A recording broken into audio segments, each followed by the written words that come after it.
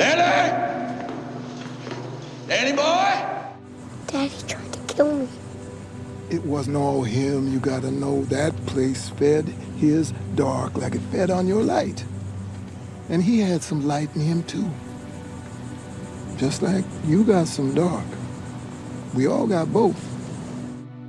Our deepest fear is not that we are inadequate. Our deepest fear is that we are powerful beyond measure. It is our light, not our darkness, that most frightens us. This quote, which you might have heard in motivational speeches, is often attributed to Nelson Mandela. However, it is actually a quote from Marianne Williamson's book, A Return to Love, Reflections on the Principles of A Course in Miracles. And I think it's also a fitting articulation of the main conflict in Dr. Sleep, that being the struggle between light and dark, both in the world around us as well as inside ourselves. I don't know about magic. I always called it the shining. For Williamson, this shining light is the light of God, a token of a divine presence within us. In Dr. Sleep, it's presented as a supernatural quality, manifesting itself in superhuman abilities, as well as in smaller, intuitive sensitivities that make people excel in their talents and let them connect closer to others. There's a lot of people who have a little bit of shine, they don't even know it. Oh, watch this kid, number 19. That kid is a natural. He hits the ball every time, like he can read the pitcher's mind. And sometimes I get this feeling about people. Hard to understand, I guess. Easier than you think. In more general terms, I think we can see it as the full expression of our inner self, of our passion, our hopes and dreams. It's the true version of who we are, or rather, of who we want to be. It's also who we so often are afraid to be, the part of us that we keep to ourselves, that we hide from others. So I'm running away from myself, I guess. Running away from yourself. There's a pickle. You take yourself with you wherever you go.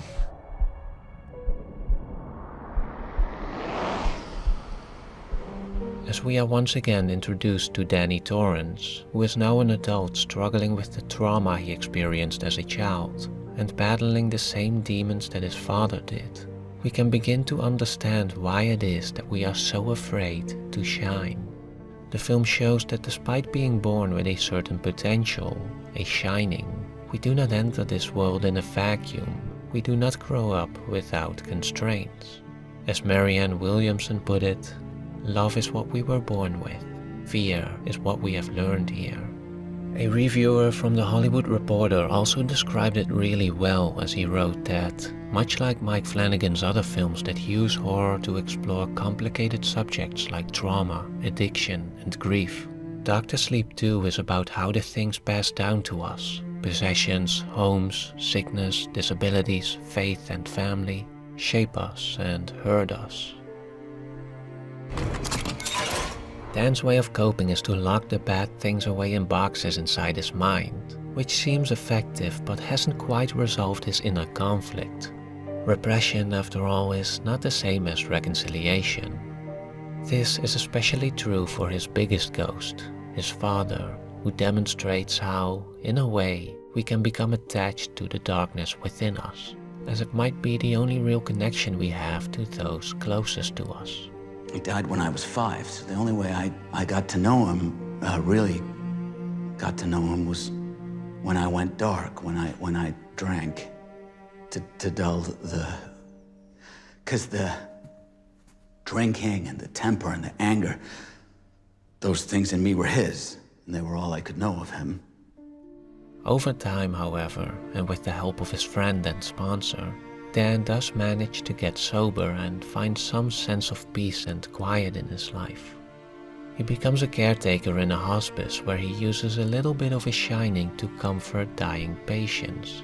Doc, I am so scared it's gonna hurt, or be dark, or be nothing at all. And I don't want... Nothing to be scared of. Just going to sleep. Finally, true, restful sleep. But despite having found some purpose and stability, he is still in hiding. His childhood trauma is still locked away in boxes, where it remains unresolved. Just like how the fullness of his shining is still restrained by self-imposed limitations. You can hear me. Let's use our outside voices, all right? It is why, when he crosses paths with Abra, a young girl who also shines, he urges her to do the same. Don't shine. Find something, anything, well, almost anything to stop that shine of yours. And, to some extent, he has a point. For besides the demons that Dan has been struggling with, the darkness that he knows, there's a lot more out there that he doesn't know about. Other demons that make the world a dangerous place for people who shine. World's a hungry place. And the darkest things are the hungriest, and they'll eat what shines. Swarm it like mosquitoes or leeches. It's the special ones that taste best. You are a special little thing, aren't you? In the opening scene, we are introduced to the film's antagonists, a group of vampire-like beings known as the True Knot. Led by a woman named Rose the Hat, this group seeks out special children who shine, and kidnap them to consume their steam, the essence of their shining, which they use to prolong their own lives. Are you gonna hurt me? Yeah. Pain purifies steam. Fear too, so you understand. The slow and agonizing method through which children are tortured and killed seems needlessly cruel, but I think it serves to make a larger statement about the way in which children, especially talented ones, often end up being abused by the world around them, by parents, coaches, or agents who, purposefully or inadvertently, exploit them for their own gain, who drain their essence in a process that can take years and years before the child in question reaches a breaking point, or worse. See? You watch. One of these days, one of those talent scouts is gonna get wind of Brad there. You watch. Sensing the strong shine present in Abra, Rose and her group set their sights on the young girl. But as they underestimate Abra's cleverness and their hunt stumbles, we also learn that they have a weakness. I thought we lived forever. Did someone promise you that, Andy? Did someone say you're immortal? I said live long, eat well. But we haven't been eating well. Not for a long time. While the consumption of steam prolongs their life, and has done so for incredible amounts of time, the Darkly beings are not immortal. In fact, they are, perhaps more so than anyone else, terrified of dying. It gives us a better understanding of the larger obsession with youthfulness, and its subsequent regressive behavior as a sort of reflex against the fear of death, the fear of time running out.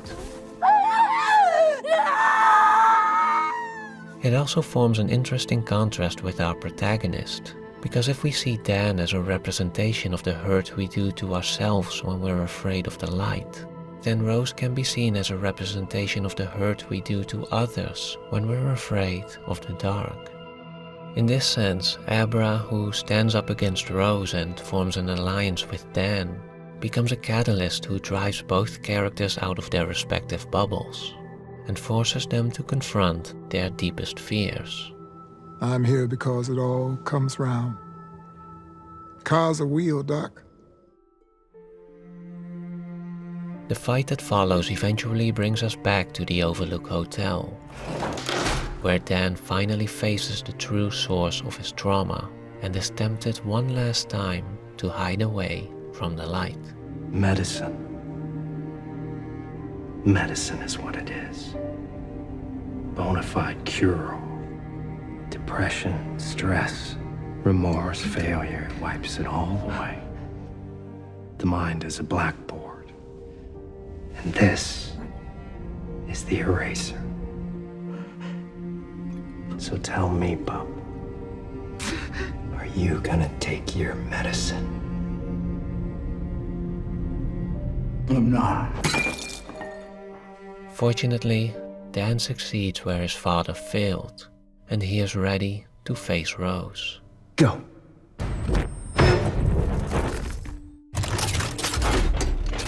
It is here that Dan finally releases the darkness that was locked away in his mind, an act which, while successful in defeating Rose, also damages himself.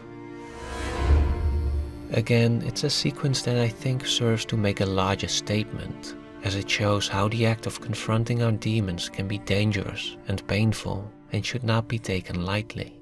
Why are you smiling? Because you don't know where you're standing. But then again, it's also an act of tremendous bravery. In the words of Marianne Williamson, it takes courage to endure the sharp pains of self-discovery, rather than choose to take the dull pain of unconsciousness that would last the rest of our lives. In the end, after having struggled with his own ghosts for so long, Dan himself becomes a ghost to someone else, turning the ending of one story into the beginning of another, one with the promise of light where once there was dark. We go on. After. We go on. And he's okay. And so, ultimately, Dr. Sleep is a tale about life, death, and our relation to both. It's a story about the light and the dark. One belongs to us, the other does not, leaving us to perform a balancing act in the hope that, as Dan's support group phrased it, we can find the serenity to accept the things we cannot change, the courage to change the things we can, and the wisdom to know the difference. This, I think, is perhaps the film's most fundamental message. We do not choose to be born or to whom. We cannot change the things that are passed down to us, the things that hurt us, that haunt us. But we can change ourselves. We can choose to shine, or at the very least, to make the effort. Because as Dan realizes at the end, we're not alone in this. The world's a hungry place. A dark place. Maybe there's more of them, or things like them, or worse, but there's more people like you, too. People who stand. Ultimately, as the closing shot of the film suggests, we do have to find our own way to cope with darkness. But when we can rely on each other, it becomes much easier to take that first step into the light. I told you, when I first met you, I told you that you should hide, that you should keep your head down, keep your shine out of sight. But I was wrong. Even then, we may feel scared. We may even feel like we don't deserve it. We ask ourselves, as Marianne Williamson posed it, who am I to be brilliant, gorgeous, talented, fabulous? Perhaps it really is our light, not our darkness, that most frightens us. But for Williamson, the answer was simple. Actually, she wrote, who are you not to be? Your playing small does not serve the world. There's nothing enlightened about shrinking so that other people won't feel insecure around you. We are all meant to shine, as children do. It's not just in some of us, it's in everyone. And as we let our own light shine, we unconsciously give other people permission to do the same. As we are liberated from our own fear, our presence automatically liberates others. Shine on, Amberstone. You shine on.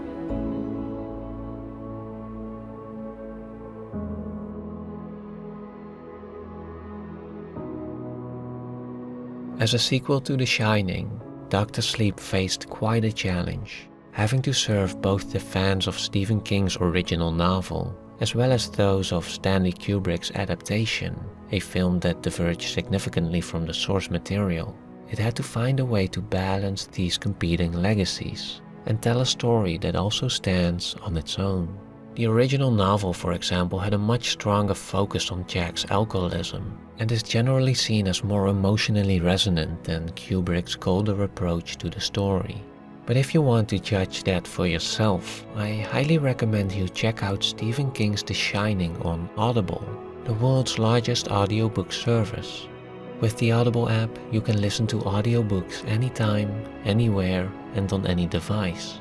And if you go to audible.com/likestoriesofold or text Like Stories of Old to 500 500, you can do so as well with a 30-day Audible trial that lets you listen to 1 audiobook and 2 Audible originals for free.